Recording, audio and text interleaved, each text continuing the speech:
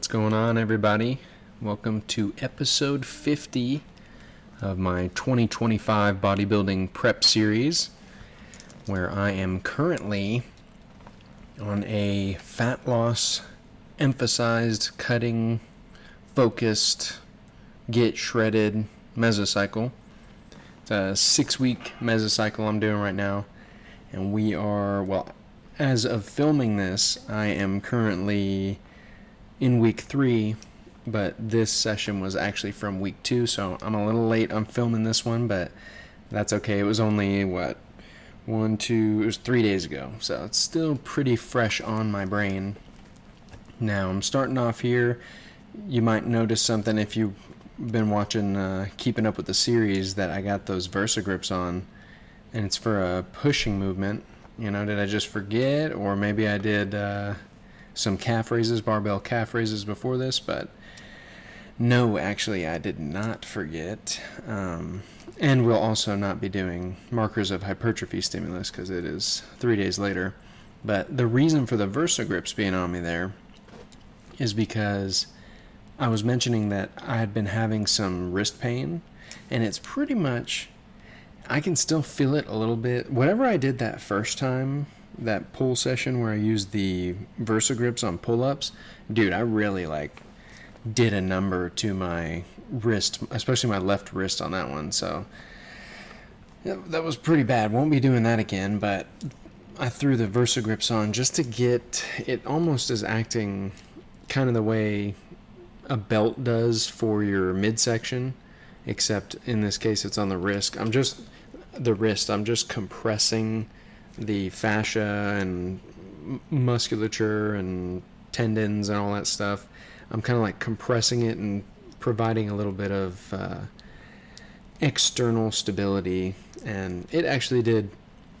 It seemed to make the wrist pain pretty much go away. It wasn't a distraction at all, which is nice. So I'm here at 115, which is currently my working weight, although tomorrow will be the next push day, and it's going to be, I think I'm moving up to 120. Yes, I'll be moving up to 120, especially because performance on this one here, I got 13 on this first set, and then 11, and then 9, which tracks with what I was getting, throughout the entire 2-week portion of that 3 rep in reserve, microcycle within this mesocycle, which is, mesocycle is the whole thing, right? The 5-week accumulation plus 1 week deload. That's a mesocycle. Oh, I'm knocking clips off. I don't know if y'all saw that. And then a microcycle is if I got 2 weeks programmed at 3 reps in reserve, that's a microcycle. It's like a condensed version of a training block. And then basically what I have going on this one is 2 weeks at 3 RIR, 2 weeks at 2 RIR, and then 1 week at 1 RIR, and then I'll deload after that. And so those little microcycles are increasing in intensity, either by me adding some weight on the bar or clicking up the dumbbells to increase the load, or I'll add volume. And then even though I'm not doing the markers of hypertrophy stimulus, one of the reasons I like to mention that is so that you guys get an idea of how I'm auto-regulating throughout a mesocycle, throughout a training block. And even, you can get super granular, but I tend to take it session to session. So I'm looking at how my performance was on the last push session, thinking about where I'm at now. And for incline bench, that progress is tracking, but rep range is 8 to 12, and I'm doing 13 on the first set. So I figure if I can do 120, that increase in intensity should be enough to keep me maintaining, or maybe I could gain a little bit of muscle, but it's pretty unlikely since this mesocycle is a cut.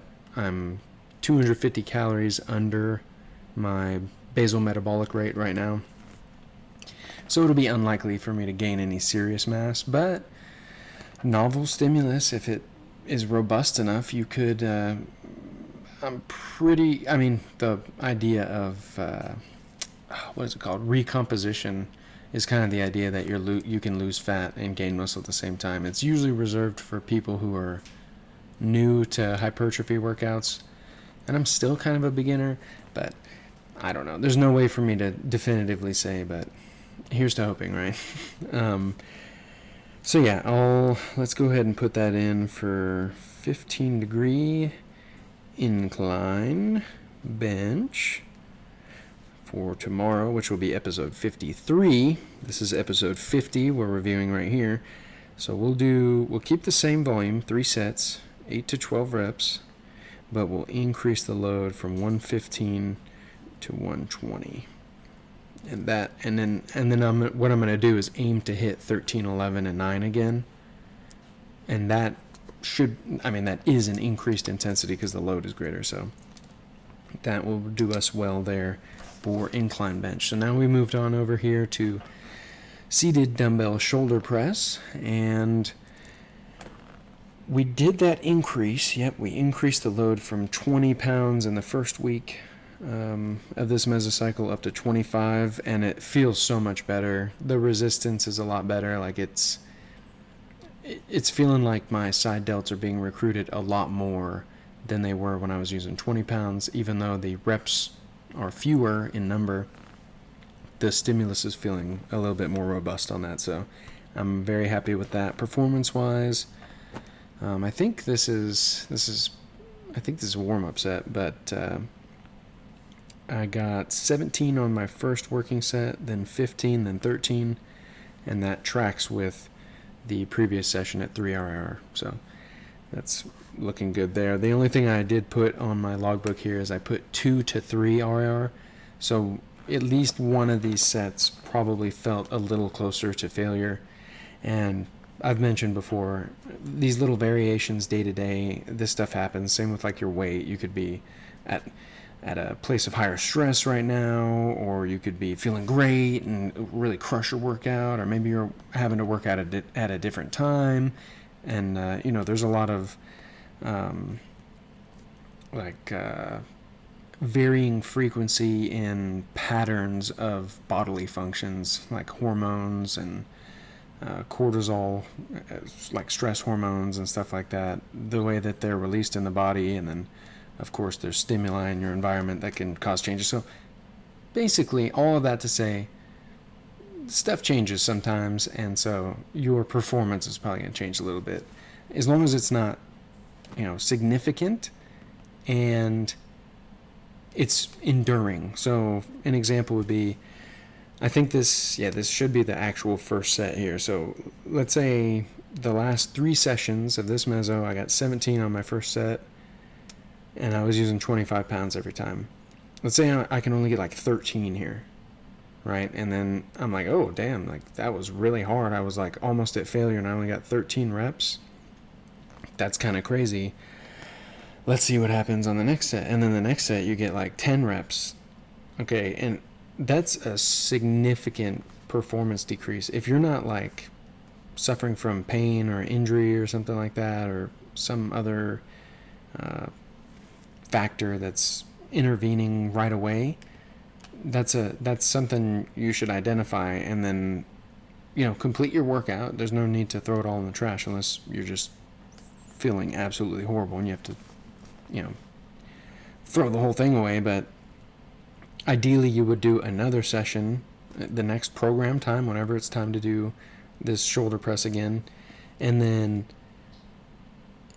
if I get the same reps that I was getting, okay, cool, we can continue with the program. But let's say I get that same performance decrease, it's probably time. And if usually you're not gonna have one exercise, unless it's like totally novel, you've never done it before and it's just blasting you, like you've never done straight leg deadlifts, you start doing them and it just fries your hamstrings for a week. That's a different story, and that's a whole nother ball game about raw stimulus magnitude and stimulus to fatigue ratio, and then figuring out what you need to do with that. But for this purpose of auto-regulating, and in this circumstance I'm describing the decreased performance for like 2 sessions straight, that is significant. It's a high number of reps, or like you're just failing way earlier, 3-4 reps earlier than you did even 3 days ago. It's probably time to go ahead and do a forced deload. Take a week off, just don't train at all. Or you can do like I may have mentioned my deload strategy before, where I do like 3 days, like a legs push-pull. I do one set of those with the same weight but half volume, so half reps, half sets. And then the next 3 days I do half reps, half sets, and half volume. So it's like super light, super easy, way less volume. It doesn't even burn. Those final 3 sessions it doesn't burn at all. I don't get a pump or anything. But there's enough of a stimulus to get blood flow in the target muscles and areas and stuff. It may or may not be necessary. I like it. Having done that for my deloads, I feel super fresh usually coming into a new mesocycle. So I'll probably continue to do that until something changes or I need to change something. But yeah, so that's just a little bit there on auto regulation and listening to the signals from your body if you need to deload and reduce your stress, or if you're just beat up or you got some injury that's nagging you. It's better to fix it now so you can continue training at your best, rather than being all banged up trying to just limp through. I like to give myself time to heal up. So yes, performance on that dumbbell overhead press, like I had mentioned, tracked, except it felt a little bit more difficult. So we'll keep seated dumbbell overhead press at 3 sets times 10 to 20. And actually, because we are at 2 RR, yeah, let's do it. I liked the weight increase last time. Now this is a significant increase, and I'm not even going to pretend to try to do the math, although I think I did figure out it was something like 17% or something like that. A sixth of something, right? Because a fifth of something would be 20%. 20 times 5 is 100%. So I figure a sixth would just be a smaller fraction. What is that? I think it's 16 or 17, something like that. So that's a lot. So the reason I'm mentioning that number is because going from 25 pounds to 30 pounds, that's like a 17% increase. So I can expect perhaps a 17% decrease in the reps I can do at that given RIR. So then we're looking at maybe doing 13 reps, but then we're also going to 2 RIR. So maybe I'll be pushing to 14, 12, 10, something like that. These are just the inner workings of my little hypertrophy brain here, just constantly thinking about this stuff. I love it. And if you guys are enjoying the videos and hearing about this stuff, learning about this stuff, go ahead and hit like. And if I'm wrong about any of this stuff, please comment below and let me know, because I like to be right, so I don't want to be out here saying something that's incorrect. So please let me know if you have any tips or anything that you think might help. Go ahead and let me know down in the comment section. So we moved on here to overhead tricep extensions with our wonderful Nuobel here. And I've mentioned the past few sessions that these are starting to feel a little stale. And that certainly held true for this session as well. It's still great. I got sore. Pump was awesome. It's still a fantastic exercise, but it's starting to feel stale just because I've been doing it for months on end. So I'll probably be swapping it out at some point, probably next mesocycle. But for now, it stays. Performance, how do we do here? So we are doing 2 sets at 30 pounds, and then we're doing a drop set shortly after. For those who don't know, a drop set is where you drop the weight by whatever degree is necessary. In this case, I dropped it by 5 pounds, just to the next lower weight that these Nuobels are capable of. And then you're doing that drop set rapidly, so quickly after you finish your so I did the 2 sets at 30 pounds, and then only resting, rather than resting a minute and a half, I'm resting 30 seconds and then going straight into it. So it's an intensity technique to be able to get more volume. But I think that's going to be it from me, guys. We're just finishing up our deficit push-ups here, and I'll see you guys tomorrow with our pull day. So hope y'all have a good one.